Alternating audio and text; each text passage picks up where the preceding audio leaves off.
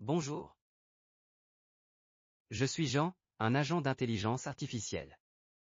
Vous est-il déjà arrivé d'effectuer une recherche dans une base de données, et de vous perdre dans une multitude de résultats? Ou, à l'inverse, de ne rien trouver du tout? Dans le jargon documentaire, un trop grand nombre de résultats, souvent non pertinents, est ce qu'on appelle du bruit. Et lorsque vous obtenez peu ou aucun résultat, on parle de silence. Dans cette vidéo, je vais vous donner des astuces pour mieux gérer ces deux situations. C'est parti. Avant d'aller plus loin, sachez que, dans une base de données, une mauvaise utilisation des opérateurs de recherche comme et, ou sauf, peut aussi être une des raisons derrière le bruit ou le silence. Assurez-vous donc d'utiliser ces opérateurs correctement dans vos requêtes pour affiner les résultats. Souvenez-vous que chaque opérateur et permet de réduire les résultats en ajoutant des critères à la recherche alors que le ou permet de les augmenter.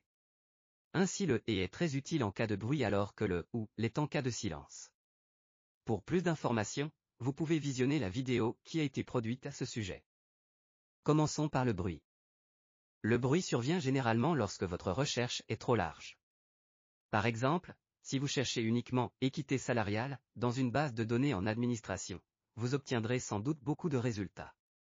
Voici ce que vous pouvez faire. Révisez votre question de recherche. Demandez-vous si elle est assez précise. Affinez vos concepts. Vous pourriez tenter d'utiliser des termes spécifiques pour cibler davantage votre recherche. Utilisez les filtres. Sélectionnez des critères comme le type de document, l'année de publication, ou les sujets pour affiner vos résultats.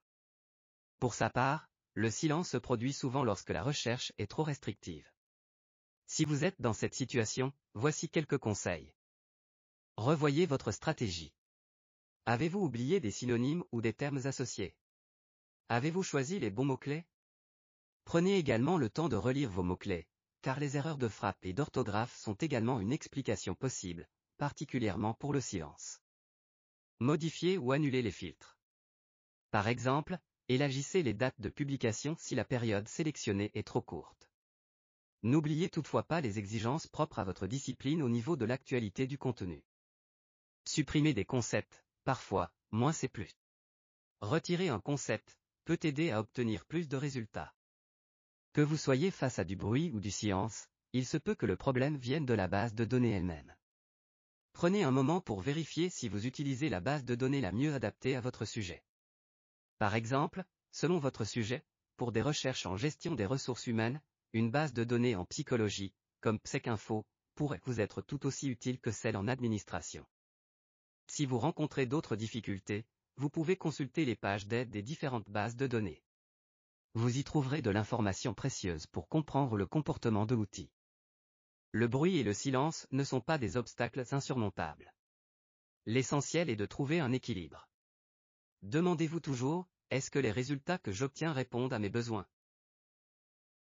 Pour y parvenir, il est crucial de bien comprendre le processus de recherche documentaire et de maîtriser les outils disponibles. N'hésitez pas à explorer cette chaîne, vous y trouverez de nombreuses vidéos pour développer vos habiletés en recherche d'informations. Enfin, si vous avez des questions, le service d'aide à la recherche de votre bibliothèque est là pour vous apporter toute l'assistance nécessaire. N'hésitez pas de consulter le personnel. Merci de votre attention et à bientôt.